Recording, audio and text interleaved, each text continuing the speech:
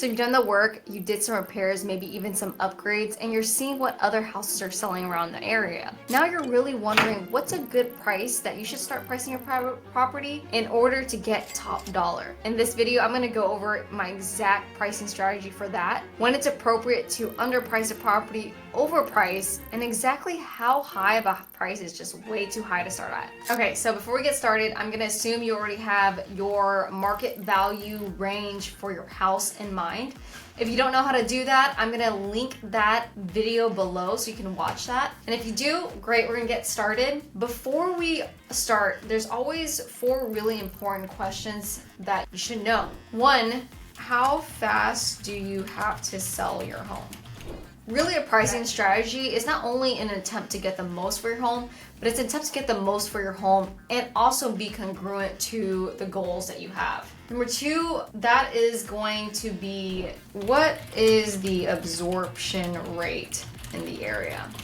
And how you find that out is you're gonna get all the available listings in the area and divide that by the number of properties sold within a time frame. That's gonna show you how fast homes are selling in the area. More than 20% is gonna show that you're in a seller's market, which is really good for you. And under 15% is gonna show you you're in the buyer's market for your neighborhood, which just means we have to play or go into this strategy more conservatively. Number 3 is, what upgrades have I done to my house?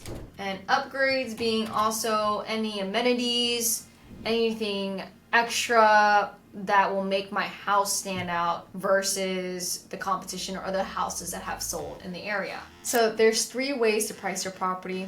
1, you'll go above market value.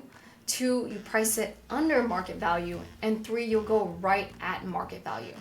So we're gonna start with pricing your home below market value. Who's that for? It's for sellers who wants to sell very quickly. And in most cases, you can't go wrong with this because what this option does is it opens the pool of buyers. For example, let's say if you're looking to sell a Rolex and you put it on the market for $100. This is gonna open the pool of buyers to buyers looking for a G-Shock to all the way up to buyers who's looking to spend $10,000 to $15,000. All these people are gonna be putting bids on this watch.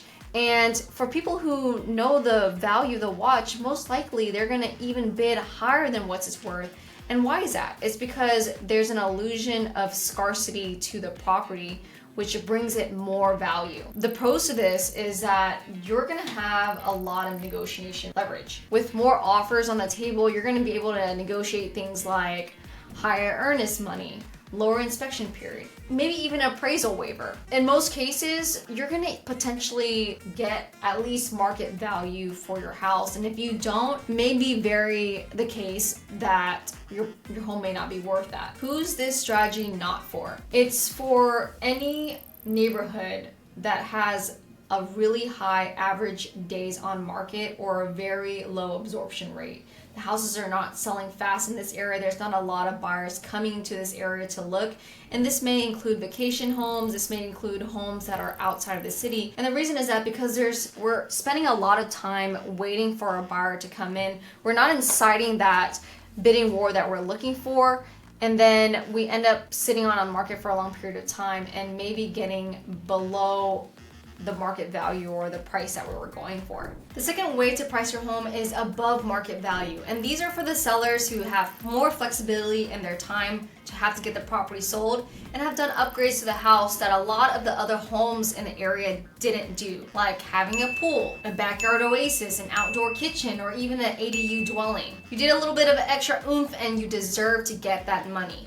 Now, it is important that if you're gonna go this route, you're gonna rep that luxury price. So you're gonna make sure that during all the showings, your house looks nice, it smells nice, and it makes these buyers just spend some cash. You gotta make sure it looks nice because there's a lot more risk pricing a property above market value. The longer your home sits on the market, it loses all the interest of the current buyers, and now you're waiting for the right buyer to come along, and it may start slowing down, and by the time an interested buyer comes along, you're really mercy to all the requests that they ask. If any repairs come up, you don't have any other buyers on the table, and they probably know that since it's been about 2, 3, 4 months, and they expect you to get it done. Some other risk that involves a property sitting on the market for a long time is that the buyer who's interested in finally putting an offer sees that it's been for 3 to 4 months. How likely is that they're going to give you your asking price? How likely are they going to try to get more equity from you, so give you a low ball offer? Also, another risk to having that is a high price is that you may not meet appraiser. It goes under contract, the bank sends the appraisal out there to make sure that they can lend on the home and doesn't meet the appraised price. So what's going to happen next is that either you lower the price to the appraised price, or you're going to have to negotiate for the buyer to come up with that difference, which may be difficult if they don't have that money to come out of pocket. So if you're ready to risk it for the biscuit, I say do it, run it, and you may get that biscuit. Okay? Now you're asking yourself, how high is too high of a price to start at? The first thing I would do is I would check the neighborhood to make sure that there's no other property that has the same upgrade as you has sold in the last 6 months to a year. A very high likely chance there's another property out there with a pool or an outdoor kitchen that have sold in the neighborhood in the last 6 months to a year. I would really stay within that range. If the market has appreciated, still stay within a $5,000 to $10,000 range above that if you want to try it. How fast can you find out if your price is way too high? If the first 1 or 2 weeks of the listing your home has 0 showings where the most activity happens, you're priced way too high. And now it's time to adjust. Okay, the last way to price your property is at market value. And this is pretty much for everyone else. There's not much risk to this. You know you're gonna get a healthy amount of activity and a healthy amount of offers. And we know this is because this is where buyers and sellers have already agreed to what market value for numerous transactions, so we can be pretty confident that you can get it again. With a good agent and good aggressive marketing and adjustment to the market will get you the price that you're looking for. And that's are the 3 ways to price your property. If you want me to help you strategize and getting the offer that you're looking for, as well in a time frame that you're looking for, definitely click the link down below to my Calendly, and hope to see you later. Bye.